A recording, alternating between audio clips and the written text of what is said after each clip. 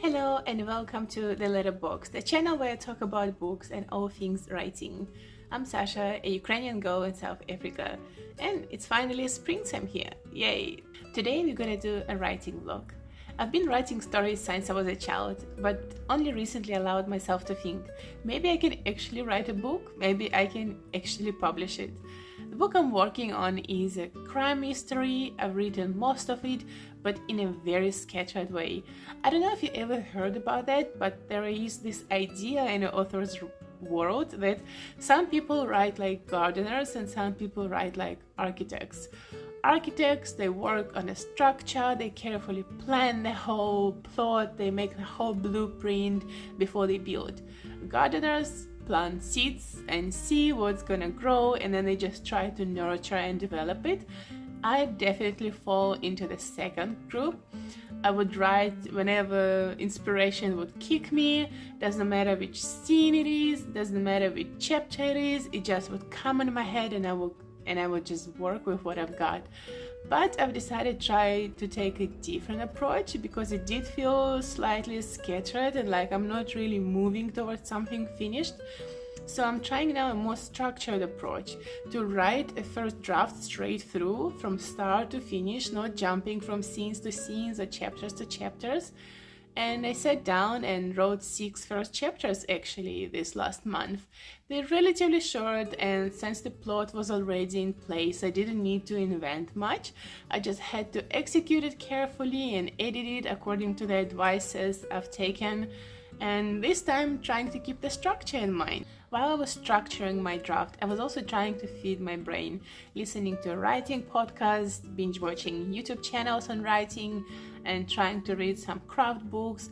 And maybe the most important thing, I try to pay attention to structure and style while reading fiction myself, not just enjoying it, but kind of dissecting it and trying to see what I like about that author, what I didn't like, what worked for me and what didn't.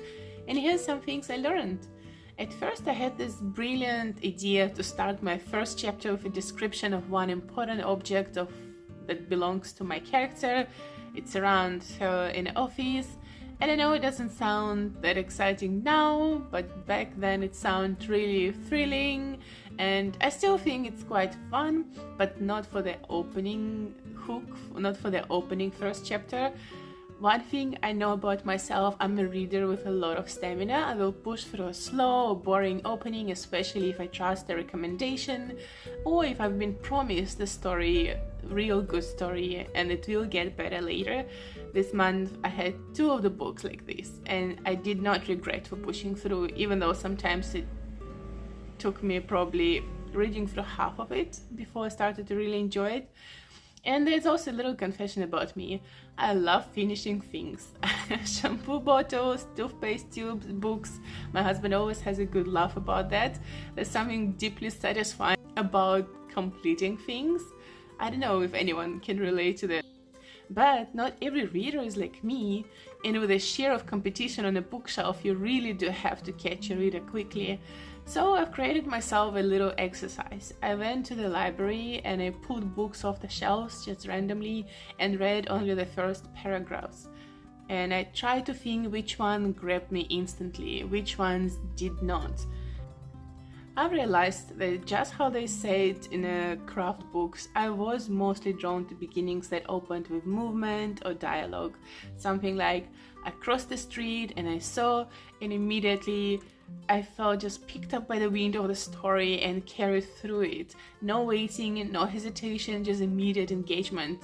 You just swept into the story and you almost can't decide. So I tried that approach too. I put my character into motion, into dialogue right from the start, and so far I really like how it came together. Another important lesson I liked is to be careful with info dumping. Background story, that's something I think I'm really guilty of. Readers don't want 3 paragraphs of backstory or a protagonist whining or complaining because they don't care about them yet. It could be fun to write it later. At least I'm definitely having fun reading backstories and inner monologues. I love this whole thing. Maybe not everyone, and yet still the reader has to character, and this is our job as authors, to make people care.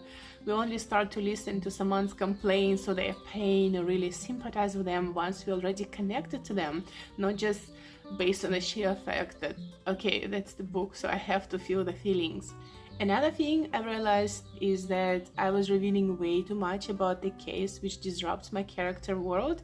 Instead of dumping it all up front, I think giving out too much of a story, I should have scattered in a smaller hints, and once I tried that, it also seems to be more smooth, more interesting, and far more intriguing, just revealing it by more clever pieces. Next thing I was working on is again about setting. So I'm someone who would probably enjoy writing playwrights. I love dialogues that come so easily to me, but giving the descriptions, that's something I'm not really good with, especially not giving them just like a shopping list.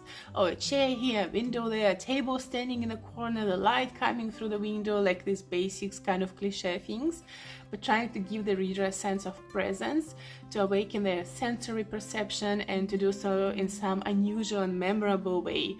Often, this is again the advice I've taken, this means appealing to either something deeply unfamiliar, like the experience of being high in the mountains. Not all of us were in the mountains, and we would love to read what is it about. So reading of some kind of new experiences, or reading about something very familiar, something which sparks the memories, something which awakens a sense of nostalgia, the smell of morning rain, the damp earth after a storm, the smell of freshly baked bread, the squeak of old wooden stairs. These are details which I think people never get tired of, and they ground the reader and anchor them in the story's atmosphere. So that was another thing I was working on. Let's move to the next point. Now that I think about it, probably would be clever to give it some numbers or order, but anyway, let's go with the flow. Next thing I was working on is so-called disruption. So in the beginning we see our character and they live in a particular way, they have particular circumstances around them, and then something happens. And this thing which happens, this is so-called disruption or call to adventure or inciting incident or spark. There's many ways to call it. And I've heard the advice that it's better when this call comes from the outside of the character, something beyond their control. So it's not them who starts this new adventure, they kind of forced into it. And in my story, I haven't noticed it before, but disruption is basically a new case which my protagonist is drawn into. But in my first draft, I had her to see the photo of a girl during a work meeting and feel mysteriously drawn to it, basically leaping up with enthusiasm, like, oh, this is it, I must follow these, and she gets into the story and it does disrupt her whole world. But now looking back, I feel it was lacking so much depth. Basically, my character was the one disrupting her own world, and it showed the lack of resistance, not really inner struggle. She kind of jumped from who she was to this enthusiastic, let's follow this case and the whole vibe like that. And I think it killed a huge part of her development arc, or just her development generally. Because right after the disruption comes the thing so-called debate or debate. This is the moment when the character asks, do I step into this new world or do I stay where I am? And they kind of given a choice. It's never an easy decision. In fact, it's a choice without a choice. They have to follow with one of the decisions, and if they refuse that call, they lose something essential, maybe safety, maybe dignity, maybe the one chance they will ever get. If they accept, they're forced to leave the comfort zone of the old life and they need to step into danger or risk or do something they promised themselves never to do again. So kind of neither option is nice, and yet they have to follow through with one of them. And I think with me setting my character to be intrigued with disruption in the very beginning kind of killed the debate, because she wanted it, she just immediately jumped into it, and it was kind of dull when I look back to it. And I did rewrite the whole disruption point. Now it comes more from the outside of my character, and I'm writing more precisely her debate, her inner battle, of her not wanting to engage into the case and yet being forced into the case and just adding more and more layers to the story, which hopefully will play out in a far more better story. And all what I have to say is that, guys, writing is not a joke.